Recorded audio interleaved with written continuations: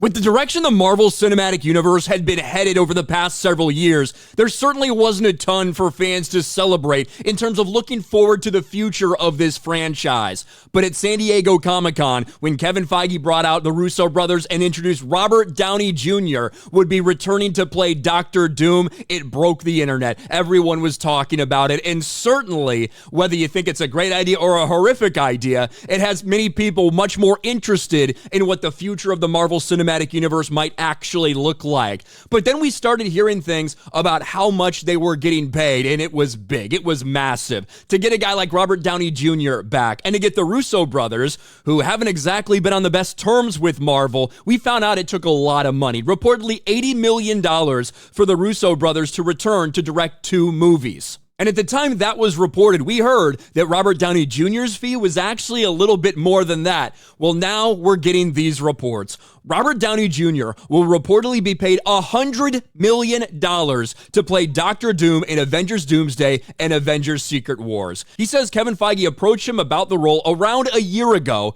Just as a side note, around a year ago would be when Jonathan Majors was currently on trial and ultimately found guilty, so I don't know if there's a coincidence there. That's just me spitballing. I looked into the character and went, wow. He also may have looked into the paycheck and said, wow, as well. But when you do look at that, $100 million, 2 movies, $50 million a movie, that's not all he's getting paid because there are back-end incentives. If these movies perform really well at the box office, and I think if both of them hit around $2 billion, then he'd be looking at a $200 million payday for 2 movies. And seeing some of the reactions to this, it's clear that some people think that that's an ungodly amount of money to spend for one person to play one role in a movie. Even saw some people, the Acolyte fans who are still upset about their dog shit show being canceled. Even some of them are criticizing it because they think that if Robert Downey Jr. wasn't returning, they could get an Acolyte Season 2.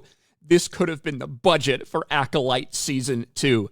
But the reality is, just like in sports or anything like that, when people seem to be getting paid astronomical amounts of money, the market dictates it. And it was going to cost a lot of money to get this guy back. If it all works out, right, if both of these movies blow up at the box office, if they do hit $2 billion a piece, then I'm sure Marvel will go back and look at this and be very, very fine with paying RDJ all this money. If it doesn't do well, you know that they're going to regret these decisions. But when you look at a list of people that have had the biggest paydays for just single movies, you don't even have to go that far back and look at just Top Gun Maverick with Tom Cruise. He made $100 million off of that movie. Now, the difference with some of these actors who have the highest paydays of all time, typically, the reason these paydays are so high is because they did get a share of the box office gross. They did get benefits and bonuses based on how it performed. You look at Keanu Reeves for 2 movies, obviously, for the second and third Matrix movies. Dude got paid $156 million. That was back in 2003. That is a lot of money. But look at Bruce Willis, made $100 million off Sixth Sense, got paid $14 million up front, and then $100 million total after all these different things. Tom Cruise does this a lot with some of his movies. He takes a cut of the box office. $100 million for Mission Impossible 2, War of the Worlds, and for Top Gun Maverick. Will Smith got paid that for Men in Black 3. So, the idea, this is not something insane or unheard of. I think the difference in this is a lot of guaranteed money straight up front, regardless of how these movies perform. But you go down, you look, he made $75 million for Infinity War, for Iron Man 3, and for Endgame. So when you do look at this from a financial standpoint, if everything works out well, if it all pays off, then yeah, it's not uncommon necessarily. It wouldn't be completely unheard of.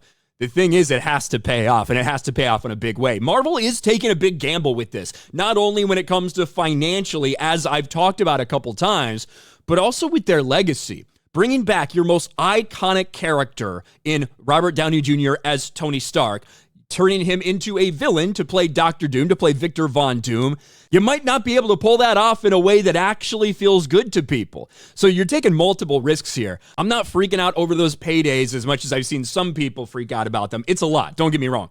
It's a lot of damn money for one actor, for a franchise that obviously Deadpool and Wolverine did very well at the box office. But when you look at a lot of the things in between that, between Endgame and Deadpool and Wolverine, You essentially had Spider-Man No Way Home. Other than that, almost everything else they had either lost money or just barely broke even, with some of these movies being the most historic flops they've ever seen in history.